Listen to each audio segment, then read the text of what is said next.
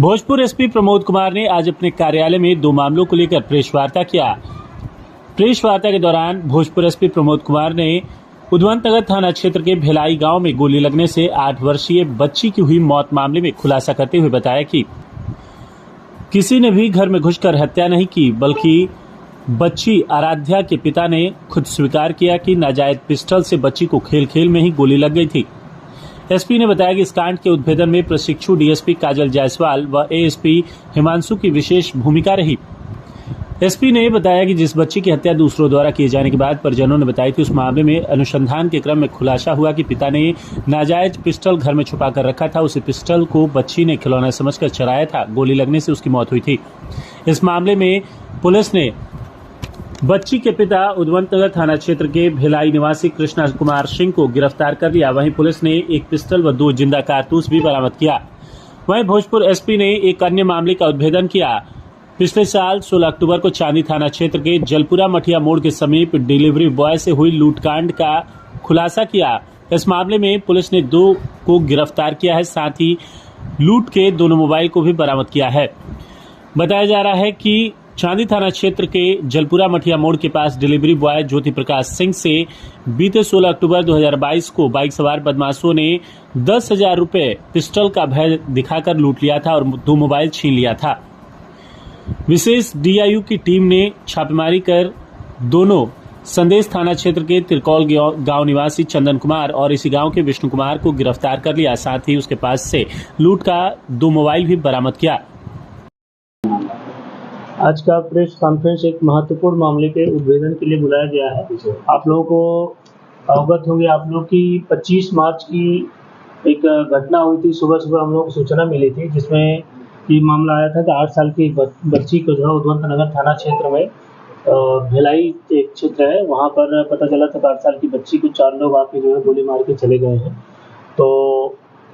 तुरंत हम लोगों को जैसे अर्ली मॉर्निंग 4:30 बजे के आसपास सूचना मिलती है, तो थानाध्यक्ष के रूप में जो हमारी प्रशिक्षु पुलिस उपाधीक्षक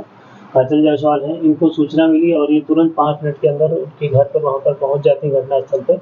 और उसके बाद अन्य वरीय पुलिस पदाधिकारी जो भी हैं उनको सूचना मिलती है, एसपी साहब हम लोगों को, तो अन्य सीनियर पदाधिकारी भी वहाँ पहुँचते हैं और इन्वेस्टिगेशन चालू होता है। तो प्रथम दृष्टया इन लोगों ने ये एक लिखित आवेदन दिया और उसमें 4 लोगों के खिलाफ इन्होंने आरोप लगाया कि 4 लोग आए और पिताजी का नाम पूछा उसकी बच्ची के, और जब वो दरवाज़ा खोली तो उसको गोली मार के चले गए। लेकिन जब हम लोगों का अनुसंधान चालू हुआ, क्योंकि ये मामला एक गंभीर था, छोटी सी बच्ची को गोली मारने का था, तो एक विशेष टीम का गठन होता है जिसमें एएसपी श्री हिमांशु और पुलिस उपाधीक्षक प्रशिक्षु काजल जायसवाल और उद्वंत नगर के पुराने थानाध्यक्ष और डीआईयू की टीम,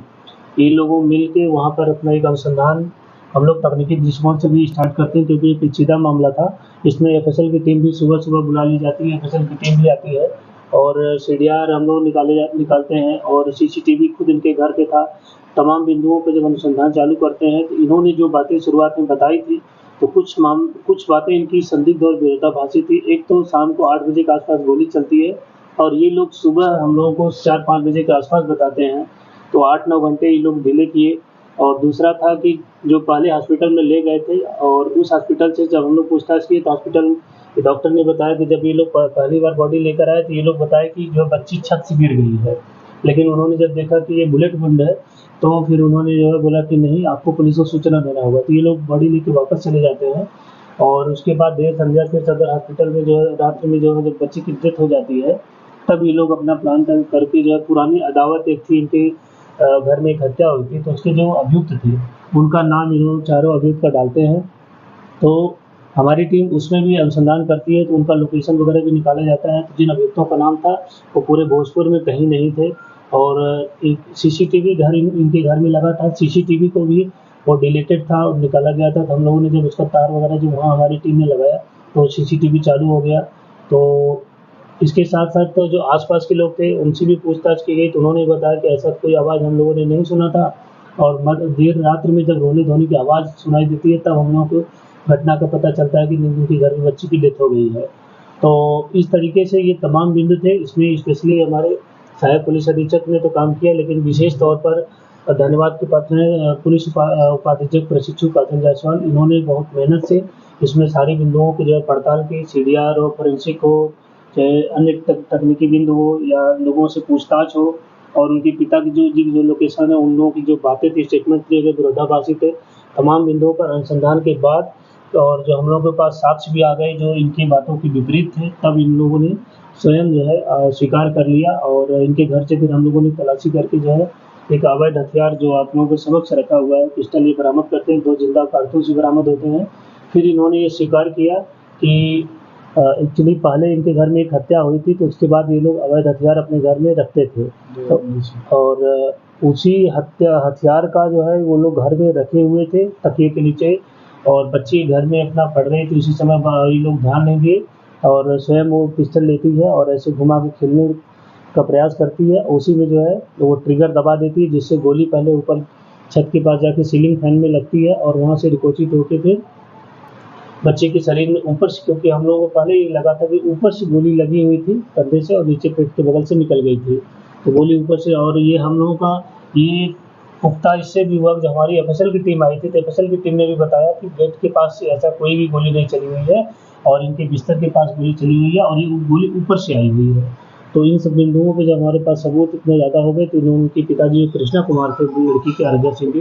वो स्वयं आए और उन्होंने फिर हम लोगों ने जब इंट्रोगेशन किया और जो साक्ष्य जुटाए और इनकी जो पिस्टल बरामद हुई और ये अवैध थी, तो उन्होंने खुद स्वीकार कर लिया कि ये हम लोग ऐसे रखे हुए थे, बच्ची खुद जैसे चलाई जिसकी वजह से बच्ची की जो है मृत्यु हो गई। इस तरीके से जो है इस एक महत्वपूर्ण जो संवेदनशील एक हत्याकांड था, इसका आज खुलासा हमारे फादर की। हाँ, यहाँ पर कृष्णा सिंह खुद खड़े हुए थे दाहिनी तरफ जो थे और उनकी गिरफ्तारी भी सुनिश्चित की गई और इनके खिलाफ जो है 188 संबंधित अन्य जो धाराएं हैं जो उन्होंने झूठ शुरुआत में फैलाया जिससे जो एक सनसनीखेज मामला हुआ, तो उसके लिए भी संबंधित धाराएं लगा के इनके खिलाफ जो है कानूनी कार्रवाई की जा रही है और आर्म्स एक्ट भी लगाया गया है। और इसमें पुनः जो है पुलिस उपाधीक्षक जो अभी प्रशिक्षु है उनको उनकी मेहनत इसमें काबिल तारीफ रही, जिससे बहुत जल्द ही 3 से 4 दिन के अंदर हम लोगों ने घटना का उद्भेदन कर दिया है। चांदी में अक्टूबर के माह में ही, अक्टूबर 2022 में ही जो है ई कार्ड कंपनी का जो है डिलीवरी बॉय था और वह सलेमपुर क्षेत्र में निकला हुआ था और अपना जो सामान डिलीवरी करता है, सामान डिलीवरी करने के बाद वो वापस आ रहा था, तो चांदी थाना के जलपुरा मठिया मोड़ के पास में 3 अज्ञात जो है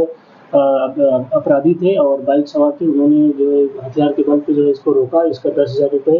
और मोबाइल और एटीएम कार्ड और कुछ अन्य चीज़ें जो है छीन लिए थे, बैग वगैरह। तो उसके बाद हम लोगों ने उसका जो मोबाइल वगैरह छीनी गई थी उसका लगातार हमारी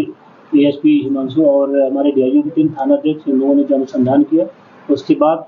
कल जो है हम लोगों को कुछ लोकेशन मिली, उसके आधार पर 2 अभियुक्तों की गिरफ्तारी हुई। प्रथम अभियुक्त है चंदन कुमार, पिता स्वर्गीय किशोरी साहब संदेश का, दूसरा विष्णु कुमार पिता गुप्तेश्वर प्रसाद त्रिकोल संदेश का। और इसके पास से जो लूटी गई दोनों मोबाइल थी वो दोनों मोबाइल भी बरामद हुई है और इसमें अन्य जो है एक लड़का अभी मुख्य अभियुक्त है और भी एक लड़के शामिल हैं जो इसमें शामिल रहे हैं। उनकी गिरफ्तारी के लिए हमारी टीम जो है प्रयासरत है, जल्दी उनकी गिरफ्तारी की जाएगी और इनका आपराधिक इतिहास भी पता किया जा रहा है।